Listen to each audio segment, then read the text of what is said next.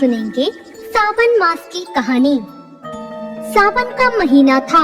भगवान भोलेनाथ और माता पार्वती कैलाश पर्वत पर बैठकर सबको पृथ्वी पर देख रहे थे।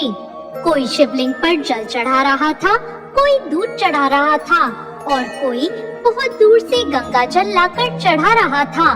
उन सबको ऐसा करता देखकर माता पार्वती ने भगवान भोलेनाथ से कहा, ये सब जो आपको इतना कुछ अर्पित कर रहे हैं, इनसे इन्हें क्या फल मिलेगा?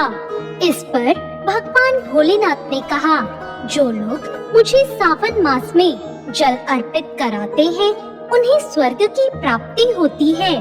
इस पर माता पार्वती ने हैरानी से कहा, क्या भगवान ऐसा होता है? तो इसका मतलब ये लाखों करोड़ों लोग जो आपको सावन में जल अर्पित कर रहे हैं, क्या वो सभी स्वर्ग प्राप्त करेंगे? भगवान भोलेनाथ ने कहा, पार्वती, तन से स्नान कराने से ज्यादा महत्व मन से स्नान कराने वाले का है।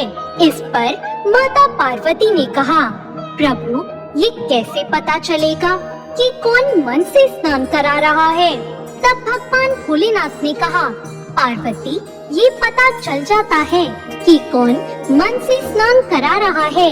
आइए, ये बताने के लिए मैं आपको पृथ्वी पर लेकर चलता हूँ।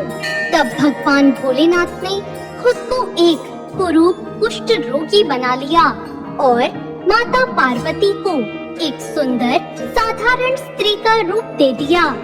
वो दोनों एक शिव मंदिर के बाहर बैठ गए और वहाँ से हर गुजरने वाले को माता पार्वती कहती कि मेरे पति एक कुष्ठ रोगी है, मैं इन्हें पीठ पर उठाकर यहाँ पर लाई हूँ।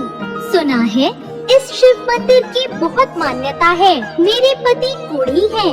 अगर इनके द्वारा मैं एक लोटा गंगा जल इस मंदिर के शिवलिंग पर चढ़ा दूँ तो ये ठीक हो जाएंगे। हमारी मदद करो।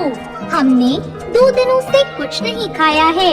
मैं बहुत थक गई हूँ। जो भी कोढ़ी को देखता उससे घिन करता और वहाँ से चला जाता, या फिर सुंदर स्त्री को देखकर कहता, तुम इतनी सुंदर हो, इस कोढ़ी के साथ क्यों रहती हो? चलो हमारे साथ चलो। देखते देखते शाम हो गई और किसी ने उनकी मदद नहीं की। तभी वहाँ एक गरीब मजदूर आया और माता पार्वती को देखकर बोला, बताइए आपको क्या काम है? आप यहाँ इस तरह क्यों बैठे हैं? माता पार्वती ने उस लड़के को सारी बात बताई। इस पर उस लड़के ने कहा, ये लो, मेरी माँ ने मुझे 4 रोटियाँ खाने को दी थी।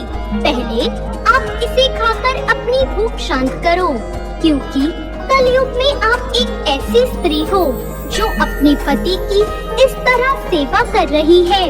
मैं आपको प्रणाम करता हूँ। मैं आपके पति को अपने कंधे पर ले जाकर भोलेनाथ के दर्शन कराऊंगा और इनके द्वारा भोलेनाथ को जल अर्पित कराऊंगा। तब उस लड़के ने कुष्ठ रोगी के रूप में आए भगवान भोलेनाथ को अपने कंधे पर उठाया और भगवान शिव के दर्शन कराए और शिवलिंग पर जल अर्पित करवाया।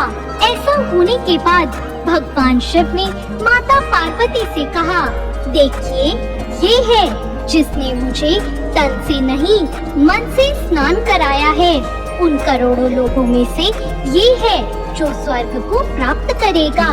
तभी तो कहते हैं, जो मन को मैला करे और तन को धोए, वो फूल झाड़े और कांटे बोए। तो ये थी आज की कहानी।